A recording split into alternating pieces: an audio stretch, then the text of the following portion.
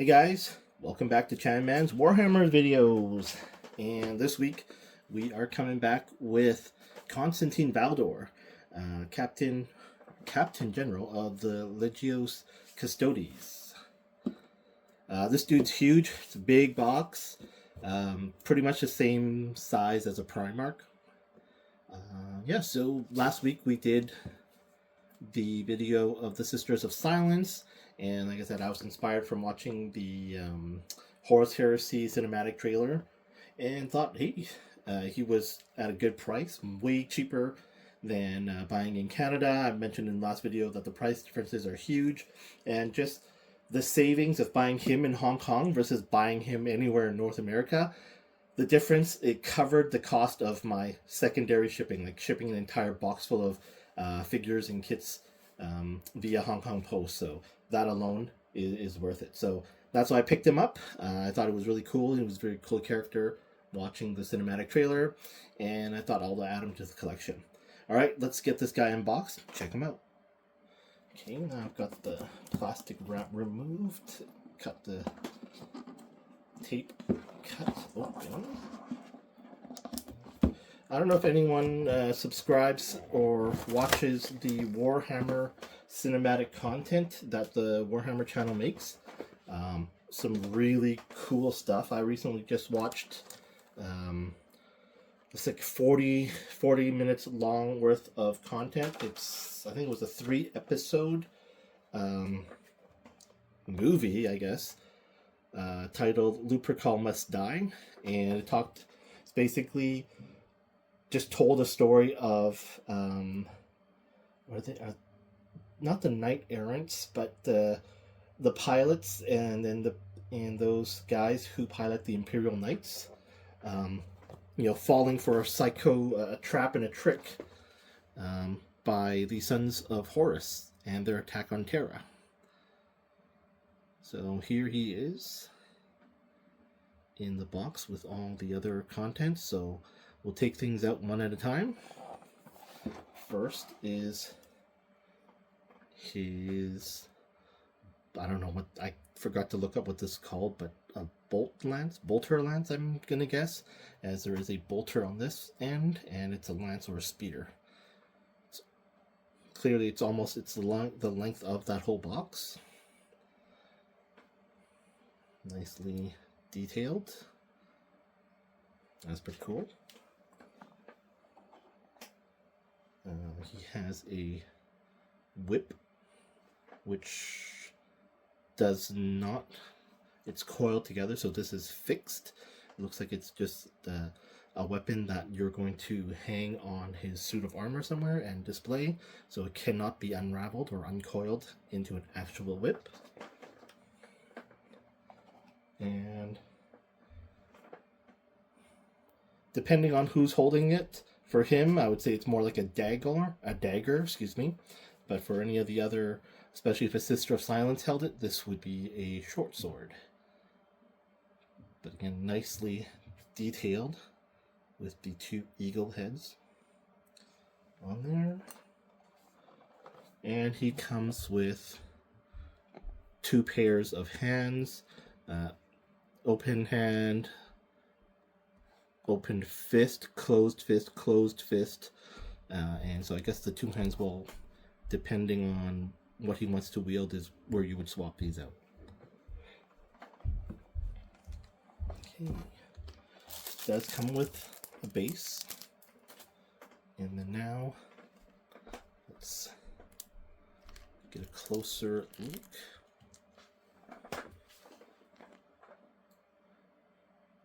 Tremendous amount of detail on his armor and on his face.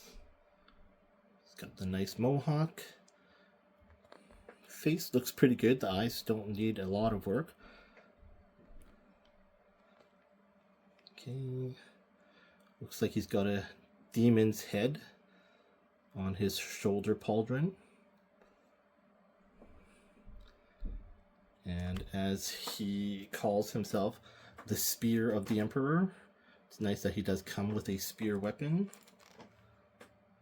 We're just getting a look at the armor and the details. We'll talk about articulation a little bit later. And very intricate armor and design. Look at that. Again. So as I mentioned in my prior video, the Games Workshop miniature figure has a black eagle and skull here, and a golden skull, while in the cinematic trailer he's got a fully golden eagle here. Can't remember if he has, I think he also has the demon head or demon skull here, but definitely the eagle is fully golden, and I'll play around with editing and see if I can edit a picture in here at this point. But yeah, just I like the golden eagle look more, but this is more accurate to what Games Workshop originally released in the miniature. And again, just very nice details and design. And look at that cape. Very, very nice. And I'm really impressed with all these Primarch sized figures. You look at Gilliman with, again, the blue and gold. Just a crazy amount of detail. Lionel Johnson, again, lots of detail in there. Yeah, all my Primarchs, just an absurd amount of detail. Okay. And then this wolf's claw. And so with the size of the pauldron and the cape, going to assume that there will be some limitations to the mobility and to the articulation, not because the figure can't hold it, but the way the design of all this accessory. But I don't even know like what kind of poses you would put these guys in. Looks like the cape is connected there underneath the shoulder pauldron, which will definitely limit the rotation. I can already see it right there. Like, yeah, with that part there, it will be restrictive, and you force it if you want to, but I don't know how dynamic a pose you would try to put him in. On my shelf, I don't have the room to put dynamic poses and articulation. I think the guy that's most dynamically posed right now is Lionel Johnson, because I have him reaching to unsheath the sword from the Watchers, and so they take a lot of wide space, but everyone else just kind of standing there pretty static, so probably not going to be an issue. But definitely they hook on to the pegs inside, and that will, while there is a long line, looks like there's a space, it definitely will inhibit some of the poses you could put his arms in. Now, same as with this right here, this purity seal, gotta move that out of the way to flex his arm, rotate the wrist. So, oh, tight. Let's see. So it doesn't rotate there. I'm gonna guess that it's gonna rotate more near the top. No, it is very stiff. Don't want to break anything. Oh, there we go, there we go. I don't know if you heard that, just that little snap. So it could be a paint drying thing. So that's where the articulation is. Same thing, it doesn't really want to move. Gonna have to put some pressure on that a little bit later. With his pauldron and this cape and all these things here, you're gonna have, again, very limited mobility. Like I can, and it's tight, like his joints are tight, but not a whole lot of articulation. So if you're hoping to get him and have him in a very dynamic pose, you're going to be slightly disappointed unless you're really you're willing to really kind of stretch out those parts and stress some of the plastic on here. But so far that's what I've been able to jostle around with comfortably in front of the camera. So what I'm going to do now is just pause out here, put the accessories on, and I'll probably be able to I'll have more freedom of movement to try some more poses without having to hold him in front of the camera. All right, we'll be right back. Okay, got all the accessories attached. Yeah, there really wasn't too much in regards to posing and articulation that I could do with him. I could put him in an action pose, but again, it just because of his size and the length of his spear weapon, it just took up a lot of space on the shelf. So instead, um, kind of mimicking the cinematic trailer with him and the Sister of Silence talking to each other. Again, of course, she's using sign language. In this case, she can't sign because she's holding a sword and a gun, but you get what I'm trying to do. The arm did manage to rotate. It was tight, but again, kind of had that little snap, and everything is fine. The legs were very tight, and again, as you saw earlier with the attempts with all the decorations and all the accessories, it does make it difficult to raise his leg very high. Luckily, it will be on a flat surface, so I don't have to worry about just putting him in a different pose. His legs are nice and tight at his ankles, the toes, and the knees, and at the thighs. So using his weapon as a additional support like a tripod, I'm not going to need the base. Unlike the Sister of Silence, who, with the cape, the weight of the cape, her narrow, tiny feet and whatnot, I did have to use the base to keep her from falling over. What else? Oh, unlike Rogel Dorn, so Rogel Dorn has a pistol that has a hook on his belt, which allows you to just hang the pistol there, and you can put him in a pose where he's holding his sword with two hands or whatnot. The whip did not have anywhere to hang it off his armor. In the box itself, the box art or the picture that they use in the box, he is wielding it as I have him now, where the whip is coiled around his wrist. So that's what I've decided to do in this case. I thought it's an accessory that it's nice just to have him hold on to. Unlike with Sister of Silence, I'm debating whether or not I want her to continue to hold or wield the pistol, or just put it back in the box and